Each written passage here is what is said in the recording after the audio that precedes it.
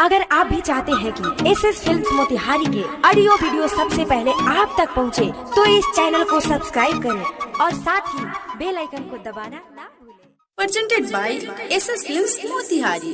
Music by Saurabh Aishwarya. Hello hello check. अब भैया थोड़ा आवाज बढ़ाइएगा।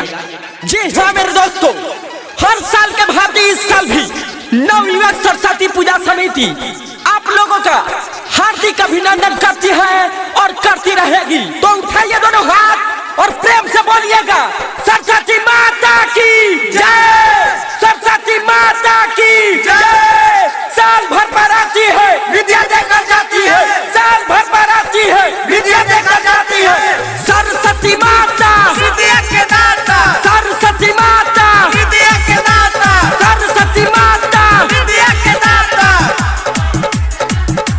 हाँ हाँ भरबा हमर सुन जिला मोतिहारी, परिभाषण माई के सबसे आगाड़ी, सबसे आगाड़ी, सबसे आगाड़ी। भरबा हमर सुनो जिला मोतिहारी, परिभाषा नमय के सबसे आगाड़ी। त जदी करी रुकावट लफुआ सन के टोली, त सुना हम लाइसेंस ये लफुआ है। मार दे गोली भाषण में दे बोली, मार दे गोली भाषण में जे बोली, मार दे गोली भाषण में दे बोली, मार दे गोली भाषण में जे बोली। है समझला, आवाज कम कर। हाँ एक आवश्यक सूचना, मेरे समिति के जितने भी सदस्यगण हैं, अगर मेरी आवाज को सुन रहे हैं तो सबसे पीछे एक लड़का ब्लू टी शर्ट पहना हुआ है और सामने वाले जो छत पे लड़की है उसको लाइन मार रहा है, तो उसको पता नहीं है कि ये लफुआ का भाषण निकला हुआ है। बोल दो सिस्टम में रहे गाना बाजी भोजपुरी, तबे नुगादा खूबे बूढ़ी, सभे कमर ला चकाई, केहू के होई ना मजबूरी, केहू के होई ना मजबूरी। सुनो गाना बाजी भोजपुरी, तबे नुगारा दाऊरी, सभे कमर ला चकाई, केहू के होई ना मजबूरी। कौनो गली मोहल्ला ना बहची, होई भाषा न इतिहास जारी रहची।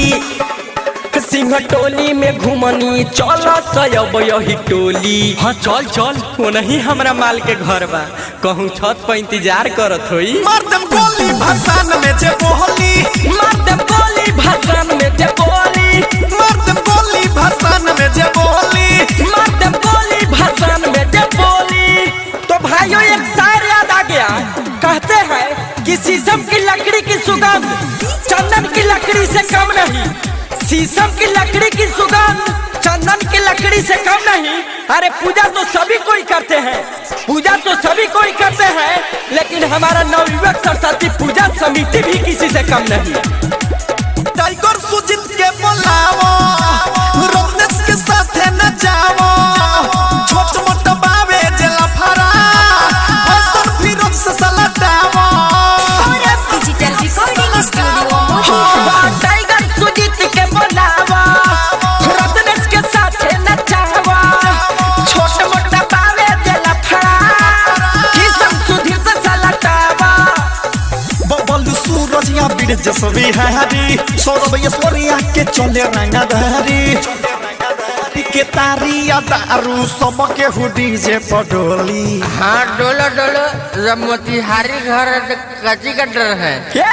मार दे गोली भाषण में दे बोली, मार दे गोली भाषण में जे बोली, मार दे गोली भाषण में दे बोली, मार दे गोली भाषण में जे बोली। Saurabh digital recording studio Motihari.